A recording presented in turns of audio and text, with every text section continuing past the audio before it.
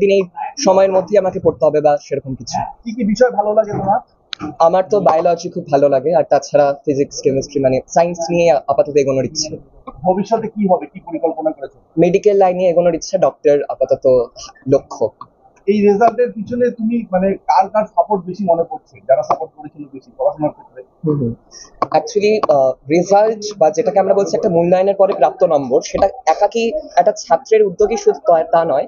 এর পাশাপাশি বাবা মা, আত্মীয় পরিজন, আমার গৃহশিক্ষক, আমার স্কুল শিক্ষক, প্রত্যেকের প্রত্যাশা, তাদের আমার পেছনে নিরলস অধ্যবসায়, প্রচেষ্টা, সবকিছুর একটা মূলীভূত ফলাফল হিসেবে ধরবে এই সাফল্য। যদিও মাধ্যমিকই চূড়ান্ত নয়, এরপরে আরো পথ চলা বাকি, তার জন্য নিজেকে সার্বিকভাবে প্রস্তুত করা এখন আমার একমাত্র অভিষ্ট।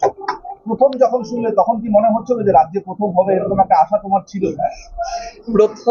প্রথম বাচে থাকবো ভাবছিলাম, মানে এটা আমার থেকে বেশি যারা আমার প্রতি প্রত্যাশী ছিলেন তারা ভাবছিলেন। যাই হোক, এখন তাদের প্রত্যাশা বিফলে যায়নি, তাতে আমি আনন্দিত।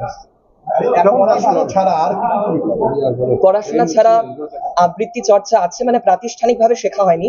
গান একসময় শিখেছিলাম, ড্রয়িং শিখেছি, তাছাড়া গল্প লেখা, কবিতা ইত্যাদি সব আর কি, যেগুলো আর কি বিভিন্ন সুকুমার শিল্পকলা, সেগুলোর সাথে আমি একটু একটু করে জড়িত। যদিও ক্লাস 10-এর পড়ার চাপে সবকিছু খুব সময়ভাবে দেওয়া হয়নি, তবে আবারও পুনরায় সেগুলোকে চালু করার ইচ্ছা আছে।